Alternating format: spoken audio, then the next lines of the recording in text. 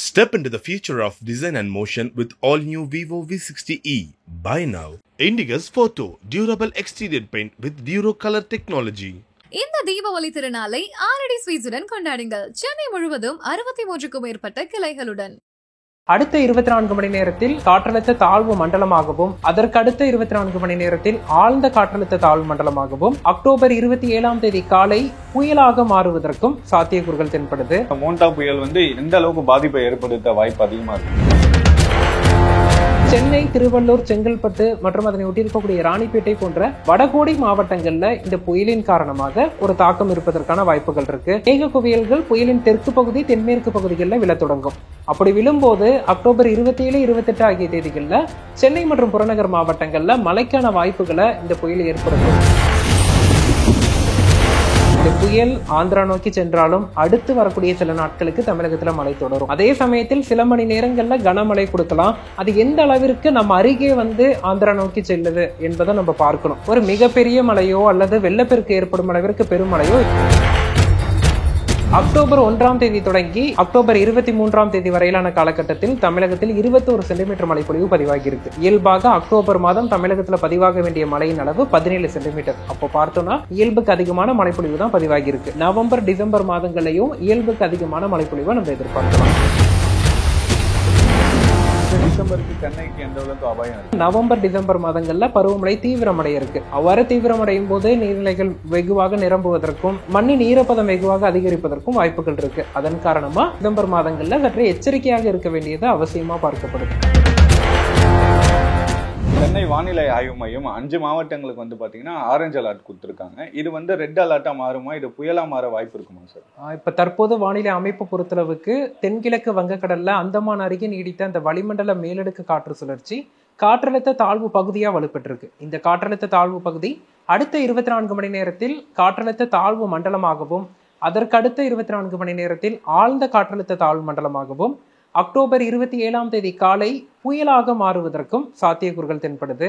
அதற்கு சாதகமான வளிமண்டல அமைப்பு மற்றும் வானிலை காரணிகள் சாதகமாக நிலவுகிறது. இதன் காரணமா அக்டோபர் 27ஆம் தேதி புயல் உருவாகும் என எதிர்பார்க்கலாம். அக்டோபர் 27ஆம் தேதி மோண்டா புயல் உருவாக வாய்ப்பு உள்ளதா சொல்றாங்க. இந்த மோண்டா புயல் எந்த அளவுக்கு பாதிப்பை ஏற்படுத்த வாய்ப்பு அதிகமா இருக்கும்? குறிப்பா பார்த்தோம்னா இந்த புயல் தற்போது அந்தமான் அருகே ஒரு தாழ்வு பகுதியா இருக்கு. இது மேலும் படிப்படியாக வலுவடையும் போது தொடர்ந்து மேற்கு வடமேற்கு திசையில நகர்ந்து ஆந்திர நிலப்பகுதி நோக்கி நகரும் அப்படின்னு எதிர்பார்க்கலாம். இதன் காரணமா தமிழகத்திற்கு எந்தவித தாக்கமும் இல்லையா அப்படின்னு கேட்டா கண்டிப்பாக விழுப்புரம் முதல் கன்னியாகுமரி வரையிலான மத்திய கடலோர மாவட்டங்கள், காவிரி படுகை மாவட்டங்கள், தென் மாவட்டங்கள்ல இந்த புயலினால நேரடி தாக்கம் இருக்க போறதில்லை.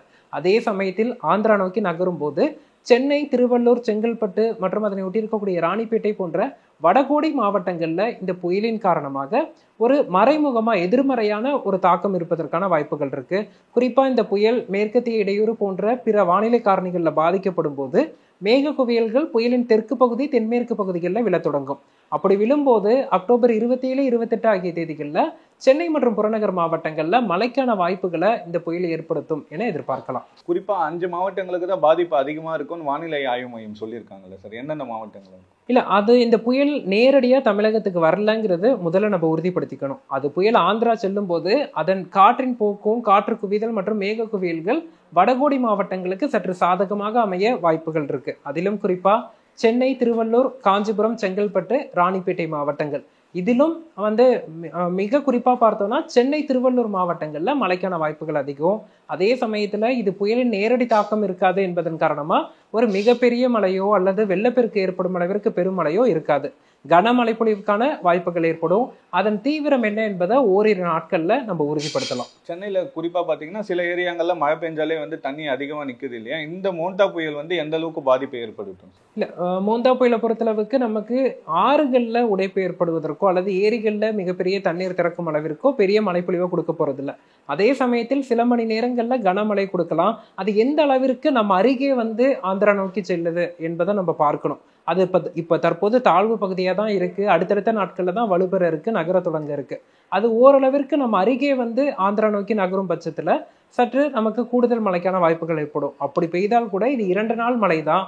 இந்த மழையினால பெரிதாக ஒரு வெள்ளப்பெருக்கு ஏற்படும் அளவிற்கு பெரும் பாதிப்பு ஏற்படாது. அதே சமயத்தில் தாழ்வான இடங்கள்ல தண்ணீர் தேங்குவது, இது போன்ற ஒரு போக்குவரத்து இடையூறு ஏற்படுவது, இது போன்ற ஒரு இயல்பு வாழ்க்கை பாதிக்கப்படுவதற்கு வாய்ப்புகள் இருக்கு. அக்டோபர் 1ஆம் தேதி தொடங்கி அக்டோபர் 23ஆம் தேதி வரையிலான காலகட்டத்தில் தமிழகத்தில் 21 சென்டிமீட்டர் மழைப்பொழிவு பதிவாகி இருக்கு. இயல்பாக அக்டோபர் மாதம் தமிழகத்தில் பதிவாக வேண்டிய மழையின் அளவு 17 சென்டிமீட்டர். அப்போ பார்த்தோம்னா இயல்புக்கு அதிகமான மழைப்பொழிவு தான் பதிவாகி இருக்கு. இந்த புயல் ஆந்திரா நோக்கி சென்றாலும் அடுத்து வரக்கூடிய சில நாட்களுக்கு தமிழகத்தில் மழை தொடரும். குறிப்பா இரவு நேரத்துல இடியுடன் கூடிய மழையும், இந்த புயல் ஆந்திரா நோக்கி செல்லும் போது 27, 28 ஆகிய தேதிகளில் வடகோடி மாவட்டங்களையும் மழைக்கான வாய்ப்புகள் இருக்கு. அப்படி பார்க்கும்போது அக்டோபர் மாதம் இயல்புக்கு மிகுதியான மழைப்பொழிவு பெறும் என்பது உறுதியா தெரியுது. இந்த புயல் ஆந்திரா நோக்கி சென்றாலும் நவம்பர் டிசம்பர் மாதங்கள்ல உருவாகக்கூடிய வானிலை அமைப்புகள் தமிழகத்துக்கு சாதகமா அமையும். குறிப்பாக நவம்பர் 5ஆம் தேதி முதல் டிசம்பர் 10ஆம் தேதிக்கு இடைப்பட்ட நாட்கள்ல உருவாகக்கூடிய அடுத்தடுத்த காற்றழுத்த தாழ்வு பகுதி, தாழ்வு மண்டலம், புயல் போன்ற அமைப்புகள் தமிழகம் நோக்கி வந்து மழைப்பொழிவு கொடுக்கும் அப்படின்னு எதிர்பார்க்கலாம். நவம்பர் டிசம்பர் மாதங்களையும் இயல்புக்கு அதிகமான மழைப்பொழிவை நம்ம எதிர்பார்க்கலாம். எப்பவுமே பாத்தீங்கன்னா வருஷம் டிசம்பரை நினைச்சாலே மக்கள் எல்லாருமே பயப்படுவாங்க. இந்த வருஷம் டிசம்பரும் ஒரு பெரிய புயல் உருவாக வாய்ப்பு இருக்குமா? இந்த ஆண்டு நவம்பர் டிசம்பர் மாதங்கள்ல அடுத்தடுத்து 2 புயல்கள் தமிழகத்தை நோக்கி நகர்வதற்கான வாய்ப்புகள் இருக்கு. அதே சமயத்துல நம்ம அந்த புயல்கள் நோக்கி மக்கள் வந்து அச்சப்பட தேவையில்லை. ஏன்னா நமக்கு கடந்த 5 ஆண்டுகளாகவே, குறிப்பா பார்த்தோம்னா 2018ஆம் ஆண்டு கஜா புயலுக்கு பின்பு வருகை தந்த அனைத்து புயல்களுமே, 2020ஆம் ஆண்டு நிவர் புரேவியா இருக்கட்டும், இல்லது 21ஆம் ஆண்டு உருவான தாழ்வு மண்டலங்கள், 22இல் வந்த மாண்டஸ் புயல், 23இல் மிக்ஜம், 24இல் ஃபெஞ்சல் என அனைத்து புயல்களுமே மழைப்பொழிவை கொடுக்கக்கூடிய புயல்களாக தான் இருந்துச்சு. இந்த ஆண்டுமே அதே போன்று மழைப்பொழிவை கொடுக்கக்கூடிய புயல்கள் நவம்பர் டிசம்பர் மாதங்கள்ல தமிழகம் நோக்கி வருவதற்கான வாய்ப்புகள் இருக்கு. குறிப்பா வடகடலோர மாவட்டங்கள் மற்றும் டெல்டா மாவட்டங்களான சென்னை, திருவள்ளூர், காஞ்சிபுரம், செங்கல்பட்டு, புதுச்சேரி, விழுப்புரம், கடலூர், மயிலாடுதுறை, காரைக்கால், நாகப்பட்டினம், திருவாரூர், தஞ்சாவூர் உள்ளிட்ட மாவட்டங்கள்ல இந்த புயல் சின்னங்கள் சார்ந்த மழைப்பொழிவை நம்ம எதிர்பார்க்கலாம். இந்த டிசம்பருக்கு சென்னைக்கு எந்த அளவுக்கு அபாயம் இருக்கும்? தற்போதே மழைப்பொழிவு தொடங்கி இருக்கு. பரவலா மழைப்பொழிவு பதிவாகிட்டு இருக்கு. விட்டு விட்டு மழை பதிவாகிட்டு இருக்கக்கூடிய சூழல்ல நவம்பர் டிசம்பர் மாதங்கள்ல பருவமழை தீவிரமடைய இருக்கு. அவ்வாறு தீவிரமடையும் போது நீர்நிலைகள் வெகுவாக நிரம்புவதற்கும் மண்ணின் ஈரப்பதம் வெகுவாக அதிகரிப்பதற்கும் வாய்ப்புகள் இருக்கு. அதன் காரணமா பருவமழையின் பிற்பகுதியில, நவம்பரின் பிற்பகுதி டிசம்பர் மாதங்கள்ல சற்றே எச்சரிக்கையாக இருக்க வேண்டியது அவசியமா பார்க்கப்படுது. அதே சமயத்தில் தேவையின்றி மக்கள் அச்சம் கொள்ள தேவையில்லை. இந்த டெல்டா பகுதிகளில் வந்து பாத்தீங்கன்னா போன வாரத்துல இருந்தே ஒரு நல்ல மழை தான் இருக்குங்க. இப்போ புயல் உருவாகும் போது அந்த இடத்துல எவ்வளவு எச்சரிக்கையா இருக்கணும் மக்கள்? காவிரி டெல்டா மாவட்டங்களை பொறுத்தளவுக்கு அடுத்த 2 நாட்களுக்கு இரவு நேரத்துல இடியுடன் கூடிய மழைக்கான வாய்ப்புகள் இருக்கு. அதே சமயத்தில் இது அக்டோபர் 26ஆம் தேதி முதல் இது தாழ்வு மண்டலமாக வலுப்பெற்று ஆந்திரா நோக்கி நகரும் போது மழை படிப்படியாக குறையும். ஏன்னா இது வந்து ஒட்டுமொத்தமா ஈரப்பதத்தை தன்னை நோக்கி ஈர்த்து வடக்கு நோக்கி பயணிக்கும் போது மழைப்பொழிவு குறையும். இந்த டெல்டா மாவட்டங்களை பொறுத்தளவுக்கு நவம்பர் 5ஆம் தேதி வரைக்கும் வடகிழக்கு பருவமழை தீவிரமடைவதற்கான சூழல் இல்லை.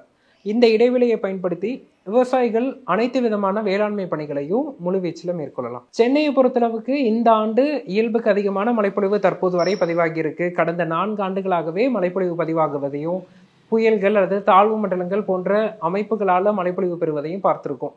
இந்த 2025ஆம் ஆண்டுமே நமக்கு சென்னையில பரவலான மழைப்பொழிவுக்கான வாய்ப்புகள் இருக்கு. குறிப்பா நவம்பர் டிசம்பர் மாதங்கள்ல இயல்புக்கு அதிகமான மழைப்பொழிவை நம்ம எதிர்பார்க்கலாம். இது காற்றழுத்த தாழ்வு மண்டலம், புயல் போன்ற அமைப்புகளால கொடுக்கக்கூடிய மழை என்பதனால குறுகிய காலத்திலேயே தீவிர மழைப்பொழிவுக்கு, அதீத கனமழைக்கான வாய்ப்புகள் இருக்கு. நவம்பர் டிசம்பர் மாதங்கள்ல சற்றே எச்சரிக்கையாக இருக்க வேண்டியது அவசியம். குறிப்பாக தாழ்வான இடங்கள்ல இருக்கக்கூடியவர்கள் அதற்கு தேவையான முன்னேற்பாடுகளை எடுத்துக்கொள்வது நல்லது. தேவையின்றி அச்சப்படுவதும் தேவையில்லாத ஒன்று. குறிப்பாக ஒன்று சொல்லணும்னா, ரெட் அலர்ட் என்பது ஒரு இடத்துல 20 சென்டிமீட்டருக்கு மேல மழைப்பொழிவு பதிவாக வாய்ப்பு ஏற்பட்டால் அதற்காக ரெட் அலர்ட் கொடுக்கப்படும். அப்படி பார்க்கும்போது கொடுக்கக்கூடிய அனைத்து ரெட் அலர்ட்டுமே வெள்ளப்பெருக்கை ஏற்படுத்தும் அப்படின்னு மக்கள் தவறாக புரிந்துக்கிறாங்க. அது போன்ற ஒரு அமைப்பு கிடையாது. ஒரு மாவட்டத்தின் ஓரிரு இடங்கள்ல 20 சென்டிமீட்டருக்கு மேல மழைப்பொழிவு பதிவாக வாய்ப்பு ஏற்படுமாயின் அங்க வந்து ரெட் அலர்ட் வழங்கப்படும். ஸோ அதனால மக்கள் வந்து அனைத்து ரெட் அலர்ட்க்கும் அச்சப்படவும் தேவையில்லை. அதே சமயத்தில் அசாதாரணமாகவும் இருக்கக்கூடாது. அரசு எந்த அளவுக்கு முன்னெச்சரிக்கை நடவடிக்கைகள் எடுக்கணும்? தமிழக அரசை பொறுத்தளவுக்கு நமக்கு கடந்த 4 ஆண்டுகளாகவே பார்த்தோம்னா பருவமழை ஒரு பகுதியில தான் தீவிரமாக மழைப்பொழிவு கொடுத்துருக்கும். அது வட மாவட்டங்களா இருக்கும், இல்லை தென் மாவட்டங்களா இருக்கும். இந்த ஆண்டை பொறுத்தளவுக்கு அனைத்து மாவட்டங்களுக்குமே அனைத்து விதமான முன்னெச்சரிக்கை பணிகளையும் முழுவீச்சில் எடுக்கணும்.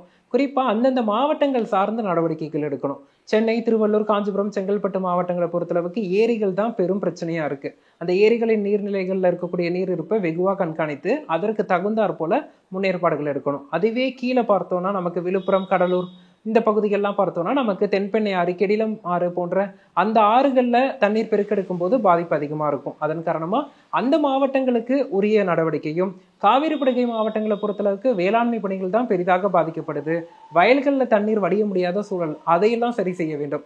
இது போன்று அந்தந்த பகுதி வாரியா, மண்டலம் வாரியா என்னென்ன மாதிரியான முன்னெச்சரிக்கை எடுக்க வேண்டுமோ அதை அந்த மாவட்டங்கள் சார்ந்து எடுக்கும் பட்சத்தில் தமிழக அரசுக்கு கண்டிப்பாக இந்த பருவமழை எதிர்கொள்ள கை கொடுக்கும். மீனவர்களும் பொதுமக்களும் எந்த அளவுக்கு எச்சரிக்கையா இருக்கும்? குறிப்பாக பார்த்தோம்னா இந்த புயல் ஆந்திரா நோக்கி சென்றாலும் ஆழ்கடலில் கொந்தளிப்பு அதிகமாக இருக்கும், சூறைக்காற்று வீசக்கூடும். அதன் காரணமாக தமிழக மீனவர்கள் கண்டிப்பாக கடலுக்கு மீன்பிடிக்க செல்லக்கூடாது. குறிப்பாக அக்டோபர் 29 வரை தென்மேற்கு வங்கக்கடல், மன்னார் வளைகுடா, இலங்கையை ஒட்டிய கடல் பகுதி, குமரிக்கடல் பகுதிகளுக்கு தமிழக மீனவர்கள் செல்லாமல் இருப்பதே நல்லது. Step into the future of design and motion with all new Vivo V60e. Buy now. Indigo's Photo Durable Exterior Paint with Duro Color Technology. இந்த தீபாவளி திருநாளை ஆரடி ஸ்வீட்ஸுடன் கொண்டாடுங்கள். சென்னை முழுவதும் 63க்கும் மேற்பட்ட கிளைகளுடன்.